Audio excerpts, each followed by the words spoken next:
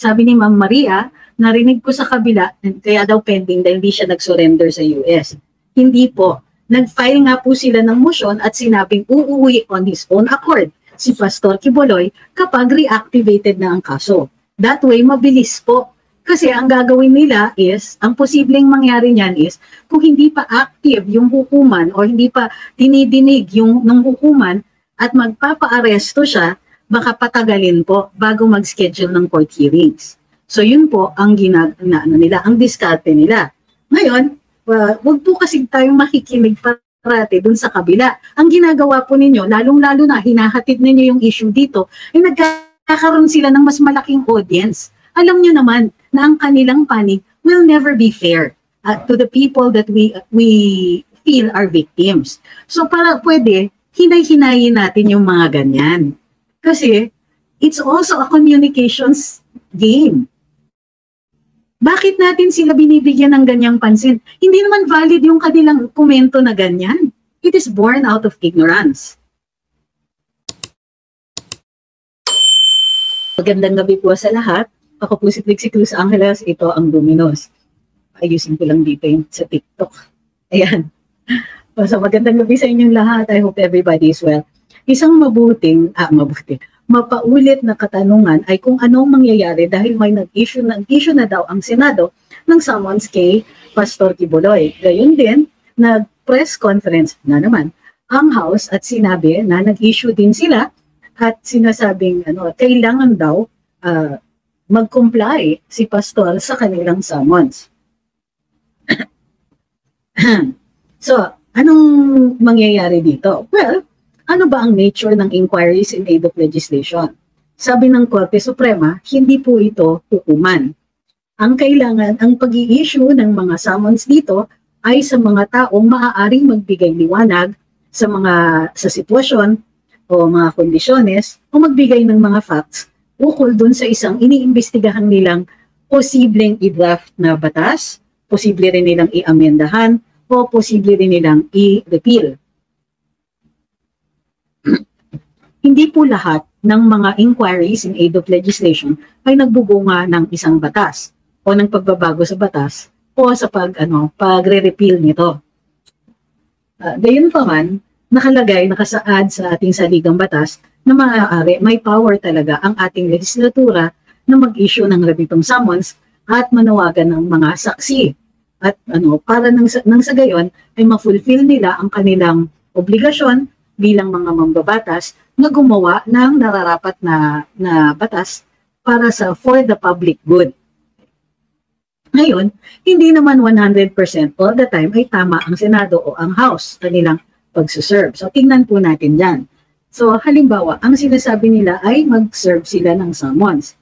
Ngayon, para makumpel nila na pumunta ang isang saksi, kailangan natanggap yung summons na yon.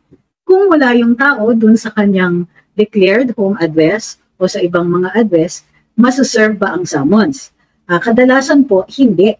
Kasi kung wala naman dun, pero may nag-receive, ang katanungan dito ay natanggap ba ng taong yon yung kanyang summons? So kung duly served yung summons, kailangan niyang pumunta. Okay? Bahagi po yon ng batas natin. Minsan-minsan, may mga saksi na ang sinasabi nila ay hindi naman po talaga sila kailangan doon sa pagpunta sa mga legislator, mambabatas, kung kaya't sinasabi nila, hindi po necessary. At minsan, ang sinasabi nila ay hindi makatarungan ang pagsasamon sa kanila. Ito ay isang issue na kailangan isettle either ng Senado o ng Kongreso or both. Kung necessary nga ba ang kanilang pagpatawag dito sa kanilang saksi.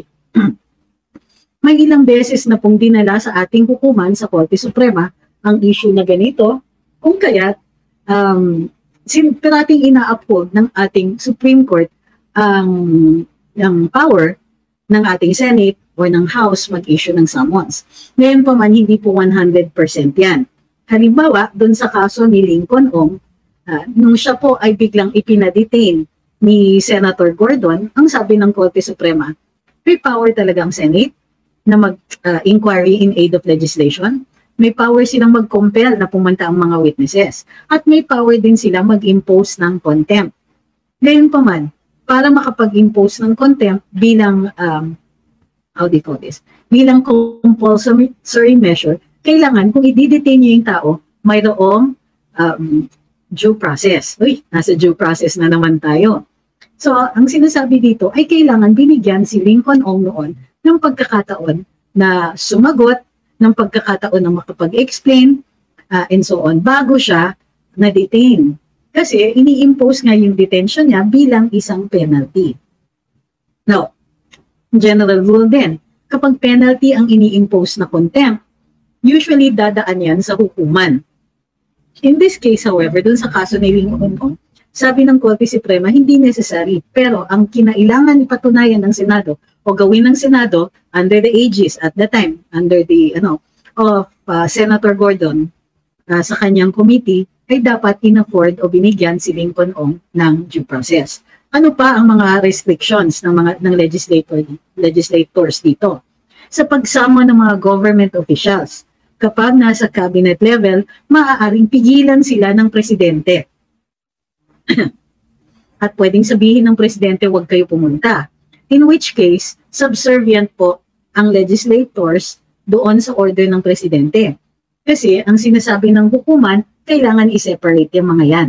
Dahil ang mga cabinet secretaries o cabinet level ay nandun bilang alter egos ng presidente, hindi po dapat isinusummon sila.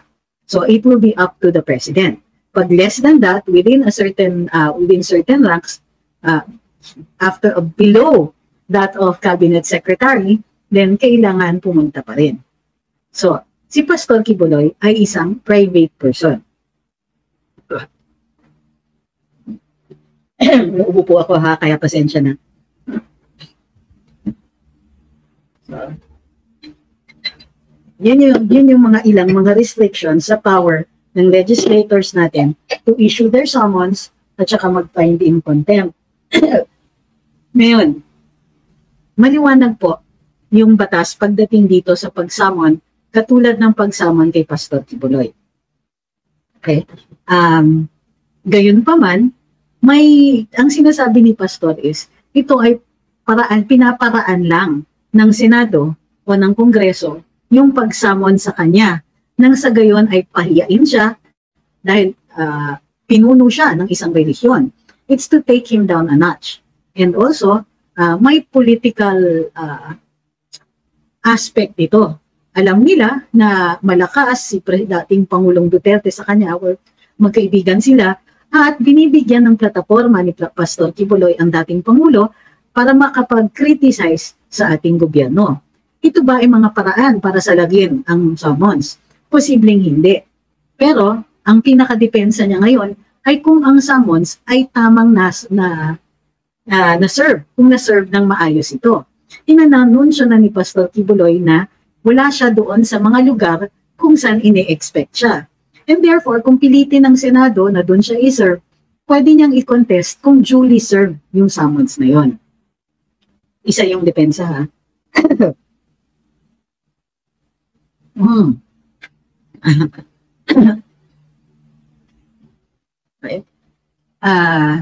Sabi ni Ma'am Cheryl, tahimik din ata ang ibang religious group sa panggigipit kay Pastor Quiboloy. I don't think it is fair to expect them to speak up about it unless they feel strongly about it at ito ay alinsunod sa kanilang mga doktrina. You can question, of course, pagdating sa political implications nito. Gayon pa man, bilang mga relihiyon, ang kanilang expressions din ay protected. So kung sa kanilang religion ay hindi naaayon ang pag-announce ng ganon o pagbibigay ng statement tungkol dito, then I think it's unfair. Religion sila hindi sila, may mga religions na talagang ayaw nilang makilahok sa diskurusong pangpubliko pagdating sa larangan ng politika.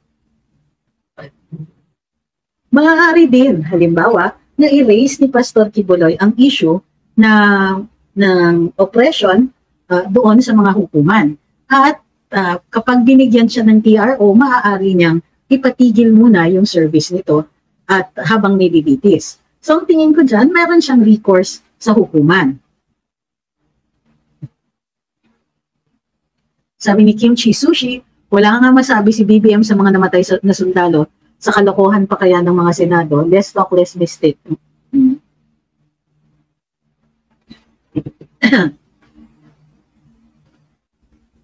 Maaari ring gamitin ni Pastor ang depensa na ito ay isang paraan para ma-oppress siya. Gayunpaman, hindi ko ginagaranti na ito ay malakas na depensa. Gayunpaman, may tiwala ako sa kanyang mga abogado na may magagawa na mahahanapan nila ng paraan at mga depensa ang ating butihing pastor. Gayunpaman, may mga by the way para dun sa mga nagsasabing alinsunod dapat siya sa batas. Hindi po criminal case ito. Although, may character of criminality ang contempt kung kaya't pwedeng mag-detain. Alam nyo, huwag nyo naman tanungin what happens kasi yun nga po ang sinasabi ko, dinidiscuss ko ngayon. Okay? So anong pwedeng mangyari? Magsaserve sila ng summons, hindi yan i-receive, tatanggihan yan. At sasabihin ng mga nagre-receive, wala po siya dito. So, by the way, ang nagsaserve ng summons dyan ay yung Sergeant at Arms sa Metro Manila. Pag sa labas ng Metro Manila, PNP po yun. So may mga nagsasabing huhulihin daw ng PNP si Pastor Kibuloy. Not necessarily so. Kasi kailangan pang, kung ang PNP yan, kailangan po ng order galing sa hukuman. Or may coordination kasama ang Sergeant at Arms. Kung ang Sergeant at Arms ay magpapatulong sa service ng summons sa PNP. Nasa sa PNP yan kung sila ay papayag.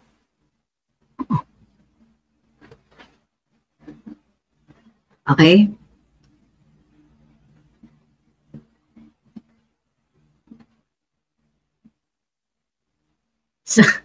Sabi ng Naignis, meron pa blind item si Nino Barsaga na meron daw mataas na posisyon na babae na may BF na basketball player kahit may asawa siya. Si VP Sara ang tumbok ni Nino po. Wala naman po enough details para mag-conclude tayo nun. Talagang full force na sila paninira kay VP Sara. Bakit ganun? Ako personally, ang tingin ko, hindi po si VP Inday yan. Kasi pagka nagre-react tayo ng ganyan, masyadong defensive para kay Inday, dinakuha nila yung gusto nila, yung puntirya nila. As far as I can see, hindi po si VP Inday yan. Assuming na totoo pa yan. As he says, careful naman si Mr. Barsaga, si Mr. Nino Barsaga, na one, hindi niya pangalanan, at two, sabihin niya na chismis lang po ito.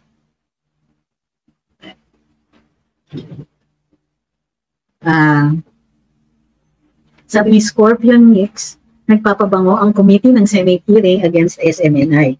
What do you mean nagpapabango? Pinapahuli nga nila Nagpapabango ang committee ng Senate hearing against SMNI. Di ko yata nagigets. Okay? Sabi ni Shine, do you have the sense na creeping martial law na nangyayari ngayon? I'm a martial law baby and I'm having a sense of deja vu. Well, yes, ganito, not so much a sense of creeping martial law, but a growing feeling, a growing experience of oppression. Victim, ino-oppress primarily ang karapatan, kalayaan natin magsalita at magpahayag. So, of course, nakita natin yung panggigipit sa SMNI, sa mga hosts nito, sa mga programa nila. Halimbawa, pakaano naman, ang iba po ang Kongreso. Ang Kongreso, ang power nila dun sa prangkisa. Pero, mantakin mo, magbigay ng manifestation sa NTC at sa MTRCB na ganito ang ginagawa nitong mga to. Hindi ba daw nila iimbestigahan o paparusahan? Anong ibig sabihin nun? Ito ba ay reklamo ng Kongreso? Kung ito ay reklamo, dumaan sila sa proseso. Imbis na yun ang mangyari, ang turing yata ng MTRCB at ng NTC dun sa manifestation ng Kongreso ay parang order. Sunod kaagad, lalong-lalo na ang NTC, niwalang hearing doon sa kanilang, preventive suspension. Nakakaloka. Tingin ko dapat, alam ko na kini-question ng SMNI yan sa hukuman ngayon.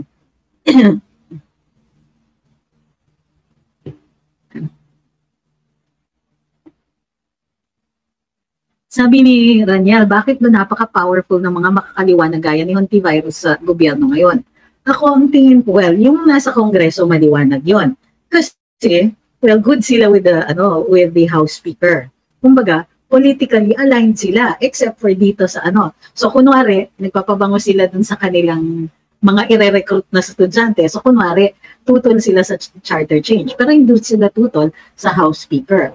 Si Senator Hontiveros naman ay matagal na pong kaliwa, pero ang power niya ay bilang isang senador. Okay? Yung sa House, ito ay sa alignment nila kay House Speaker.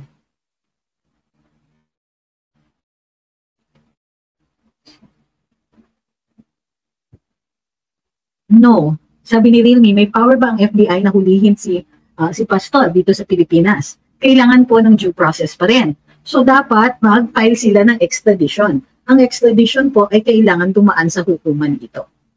So, by the way, yung sa FBI, kailangan may court case na yan. At in-explain ni Pastor Kibuloy na sila na nga mismo ang nag-file ng motion na mai-active na at mag-umpisa na ang mga hearings doon. Instead na mag-activate yung kaso, ay pinatahimik na naman. At nilalabas yung summons na yan, yung subpoena na yan, whenever it is suspiciously politically relevant to do so. Diba? Parang, what a coincidence. Diba? Ang administrasyon, mainit kay dating Pangulong Duterte. Tapos biglang, buhay na naman ang kaso ni Pastor Kibuloy.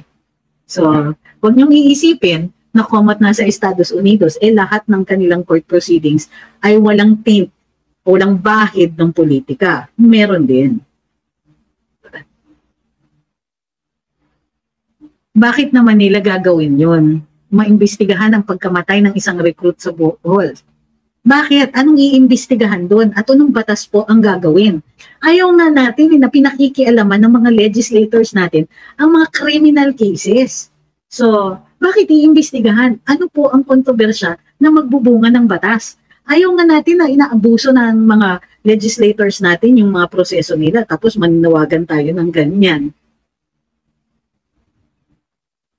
Sabi ni Ma'am Joan, si Teves nga hindi nila ma-extradite. If his passport is cancelled, how come he is out?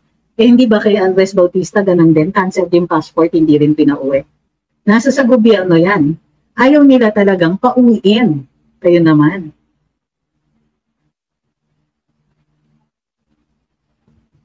My gosh! Okay, uulit-ulitin ko tong mga sagot sa ganitong katanungan. Bakit daw tahimik ang judiciary? Okay, uulitin ko to as many times as it needs to be repeated. The courts will only speak when there is a case, and their voice is only heard when there is a resolution. Huwag po ninyong i-expect na ang judiciary ay magsasalita ng walang kaso, ng walang kasong hinaharap. Hindi po ang judiciary maaaring maging, how do you call this? Mema. Okay? They should not speak unless a case is being resolved before them. Huwag po natin sasabihin na suspicious ang katahimikan ng hudikatura. It doesn't work that way. They are supposed to be silent. Kasi pag umangat ang kaso sa kanila, they must be impartial. Kung makikialam sila ngayon o magsasalita sila ngayon, hindi po magiging fair. So how do we expect justice kung ngayon pa lang gusto nating makialam ang hukuman nang wala pang kasong hinahain sa kanila? Okay. Wait for the victims, yung mga tao who feel that they are victimized to file the case. Ngayon, mayroon din po silang karapatan not to file a case. Okay? So, nasa sa sariling diskarte ng mga biktima yan. So, alam ko na you feel that a case is necessary. But not all victims feel that they should, feel that they have, that they will be getting the kind of justice that they want. And therefore, hindi nila iaakyat yan. Not every time. Okay?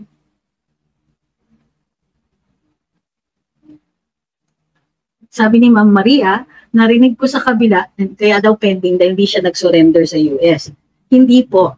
Nag-file nga po sila ng motion at sinabing uuwi on his own accord si Pastor Kibuloy kapag reactivated na ang kaso. That way, mabilis po. Kasi ang gagawin nila is, ang posibleng mangyari niyan is, kung hindi pa active yung hukuman o hindi pa dinidinig yung ng hukuman at magpapa-aresto siya, baka patagalin po bago mag-schedule ng court hearings. So yun po ang nila, ang diskarte nila. Ngayon, wag po kasi tayong makikinig parati dun sa kabila. Ang ginagawa po ninyo, lalong-lalo na hinahatid ninyo yung issue dito, ay nagkakaroon sila ng mas malaking audience. Alam nyo naman na ang kanilang panig will never be fair to the people that we feel are victims. So para pwede, hinay-hinayin natin yung mga ganyan. Kasi it's also a communications game. Bakit natin sila binibigyan ng ganyang pansin? Hindi naman valid yung kanilang komento na ganyan. It is born out of ignorance. Sabi ni Joe, witch hunt ang ginagawa ng mga masasamang politiko nasa Kongreso na may basbas sa palasyo na ang babae ang may utak. So, pwede rin. Ito nga, kung mapapansin ninyo, di ba? Bakit kinakailangan ng Senado na sila din ay mayroong inquiry in aid of legislation? Kung sapat yung criminal case laban kay Pastor Quiboloy, the fact remains, kailangan pa po ng extradition proceedings yan. So, alam nila na dahil mahirap din i-question ng hukuman ang fairness ng kanilang proceedings, they know they can do this, they know na kaya nilang dagdagan ang kasiraan. Hindi naman kasi kailangan fair ang mga tanong nila dahil hindi po marireview ng hukuman yan, yung mga tanong nila. And so, yes, they can summon him. Yes, they can use their powers. And yes, malaki yung likelihood na sabihin ng hukuman na ito po ay bahagi ng kanilang powers.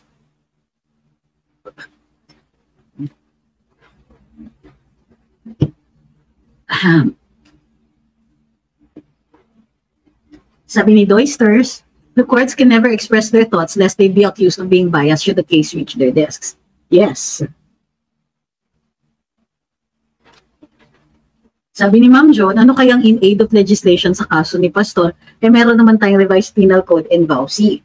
Actually, hindi lang po kasi yon. Ang sinasabi nila is labor and mga SA cases daw. Ay, ewan. May extraterritoriality aspect din po kasi. Pero ako, hindi na ako nagtataka. Sure ako na whether meron talaga or not, meron silang isusumite kung sakaling mag-question ng hukuman na meron silang nire-revisa na batas.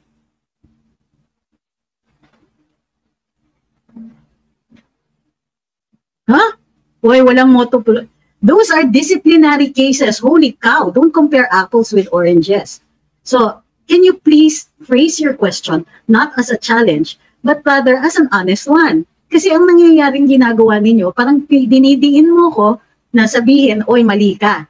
Disciplinary cases are administrative and we are under the direct power of the Supreme Court for disciplinary actions. So, no, ordinary persons are not under the disciplinary aegis of the Supreme Court. Only lawyers, only judges. So these are not the same things. Pastor Quiboloy is not under the aegis of the Supreme Court. He is not subject to their disciplinary measures. Wow.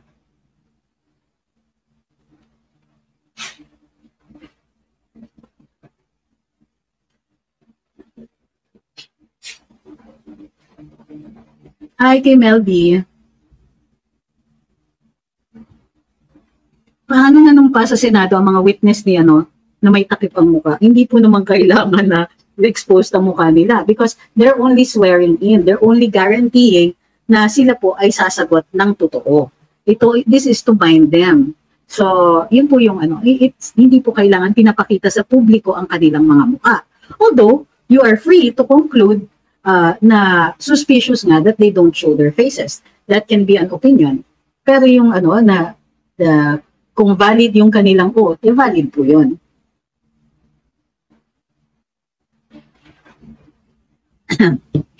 Sabi ni Naignis, binabati ko si Pastor doon sa sinabi niya na maraming babae may gusto sa kanya.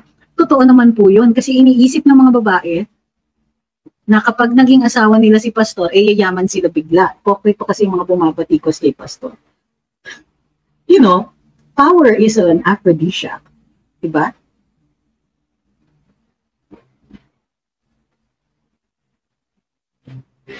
Ma'am Sara, sabi ni Ma'am Sara Nakamura, bakit daw ako, si Attorney Panelo, Attorney Roque, hindi tinutulong kay Pastor Kibuloy? We cannot, ewan ko sina Attorney Roque, Attorney Panelo. Pero ako, hindi po ako pwedeng mag-act as his counsel if he has not asked me. Hindi po rin kami pwede maging ambulance chaser. Bawal po yun. Masasubject na naman po kami sa disciplinary action kung kami po ay magpipilit or mag-act as his counsel. He has to be the one to choose. And right now, he has lawyers. He has good lawyers. So sino kami para questionin yung mga yon at sumingit doon?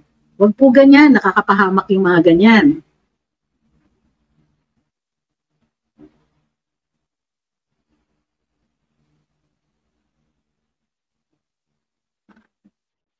Na-watch niyo mo yung program ni Ted Filon, think about the title na, what are you asking me to do po? Sabi ni Edward, BBM's lack of leadership does not only emanate from his being unable to get the necessary education, oh my gosh, to run a country, but more on his upbringing and character.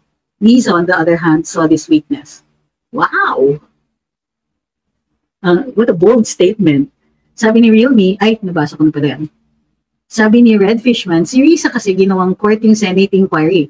Siya ang lawyer na may ng mga peke niyang biktima, siya na rin ang judge kasi natulan na niya si Pastor Q, power trip, guilt by publicity. Well, matagal na po tayong nagre-reklamo sa mga pilingero na pilingero ng mga senador at mga kongresista. Huwag niyo pong kakalimutan, nag-issue din ng summons ang Kongreso.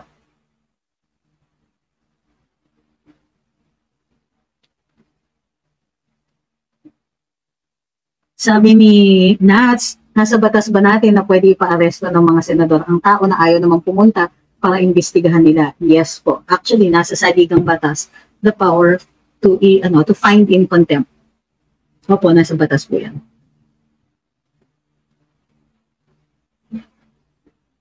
Ano yung sinasabi ninyong real talk? Wag po tayo mag-all caps. Sabi ni Jerry, tama ang Kibuloy side, sumi in court sa patang batas para sa kidnapping, rape, abuse. Correct. Di ba matagal na tayong against sa encroachment ng ating legislators sa criminal cases. Isipin mo, mag-iimbestiga sila. And the matter is either under investigation or already in court. Ang ibig sabihin nun, one, nakikialam sila. Parang meron silang gustong i-publicize na pahayag and indirectly influence the courts. Unfortunately, dahil nga mayroon silang power na nasa saligang batas na ganyan, then they will exercise that.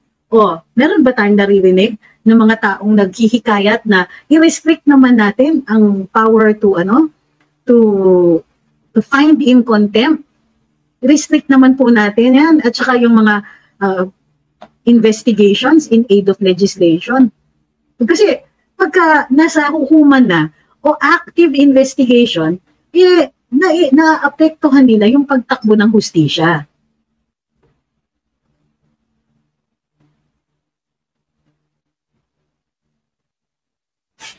Sabi ni Amir, paano po natin malalaman na nagsasabi ng totoo yung mga witnesses na nakatikip ang mga buka at puro mga aliases? Hindi po kasi yon ang badge na nagsasabi sila ng totoo. Yung ginagawa nila ay para makasaksi sila kahit nanganganib ang buhay nila or sa tingin nila nanganganib ang buhay nila. Hey, hi!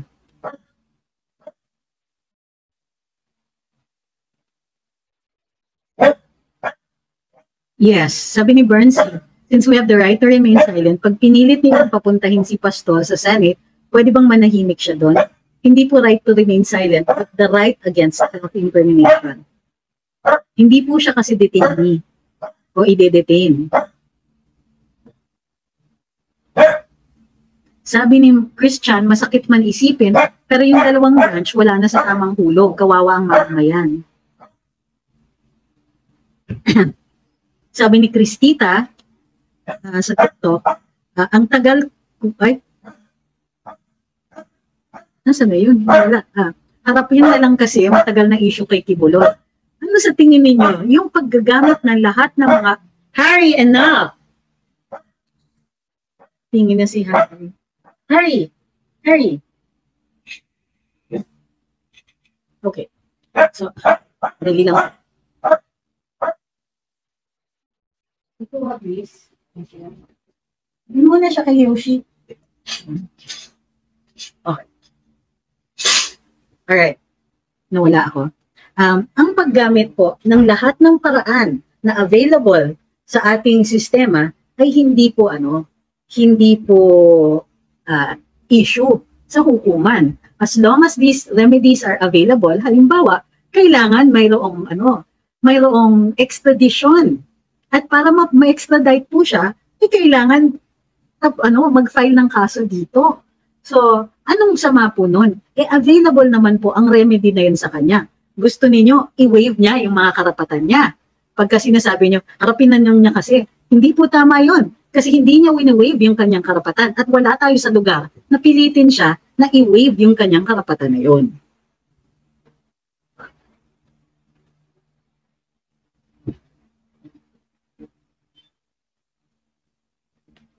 Sabi ni Alchemist, they will pin down the Duterte starting from Kibuloy, saka ano yun? Hindi ko hindi ko wala typo, hindi ko mabasa.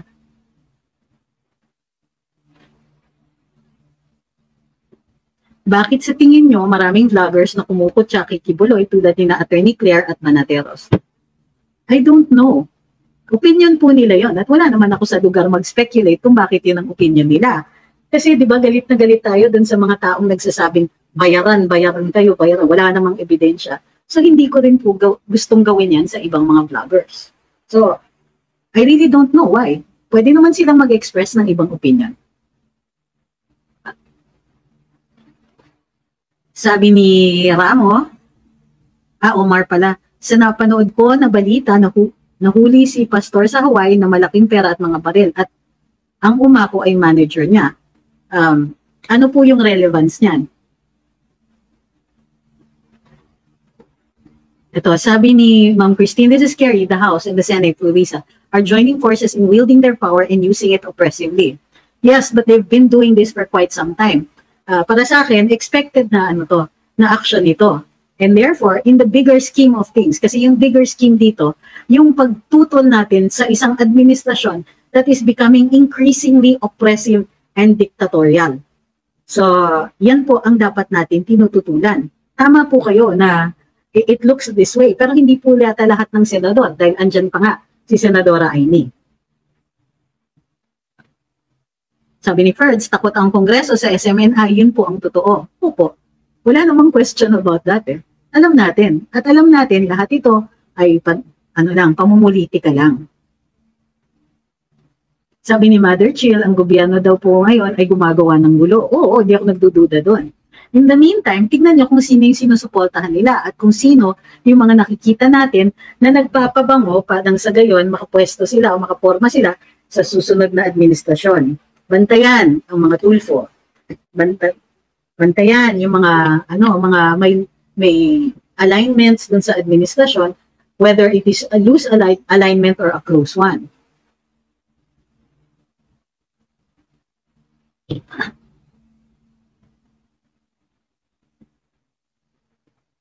Sabi ni Mir MJ, ay sa asawa kong kumakain ng Mahablangka kahit gabi na.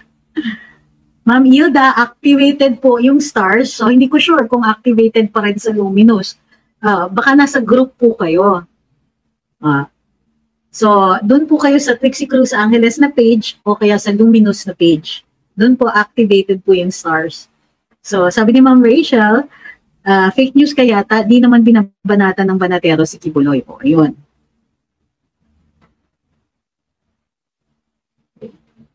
Sabi ni Ma'am J, dismissed po yung kaso sa Hawaii na patotohanan na planted na lahat ng evidence.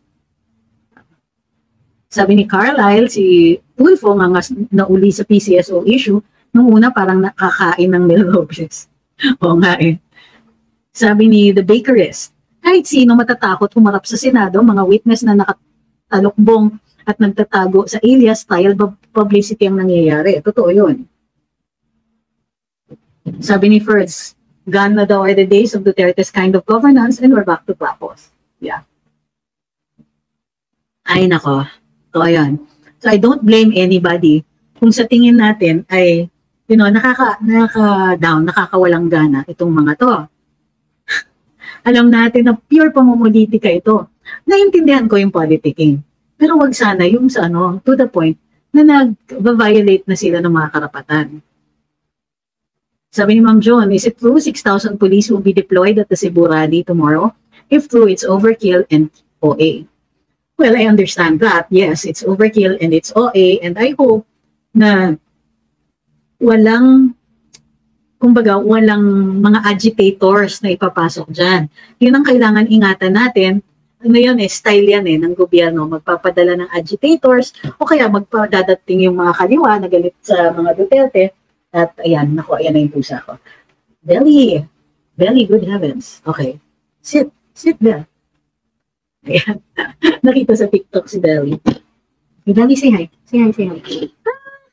Baby. Hindi pa siya sanay. So, okay, Belly, sit down. Alright. So, ang alam natin, taktika yan, both on both ends, ang gobyerno man o yung sa kabila, na ang mga, Belly, get down, so down. That's enough. Taktika yan, yung magpadala ng mga agitators.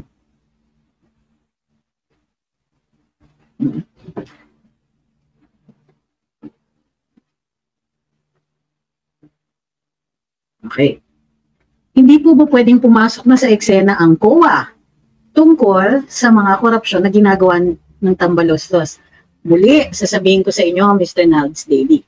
Ang mga kaso, mga pag-iimbestiga na ganyan, kailangan po mayroong pasihan. So, kunwari, paano naman nila iimbestigahan yung mga MOOE? Kasabwat sila. Sila po ay ina-uphold nila yung rule na yon ng Kongreso, at Senado. Okay, wait lang. Okay, wait lang. Come here, sit down. Sit. Okay. Sir, come over here, sit down. Hi, over here. Sit. Okay, wait. Hindi ka nakikita eh. Ayan, sa TikTok yata kita. Come on, over here. Say hi, sir. Hindi masyadong kita. Ang laki-laki. Okay. Okay, say hi, sir. Maitim kasi. Hindi siya kita dun sa dark yung background. Okay, there you go. Okay, lie down. Lie down. Bye. Okay. Hindi nakita si sir. Guys, okay, down.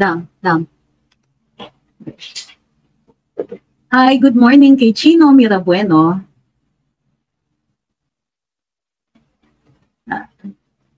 Hindi po nagpapabango. I don't think pabango is the right word. Sabi ni Ma'am Faye is nagpapabango daw si Senator Risa kasi re-electionist. Makabet niya tumakbong party list ulit para sa relevant na naman. I think it's really, yes, you're right about that. Pero hindi pabango. Pero publicity. Good heavens, cut here.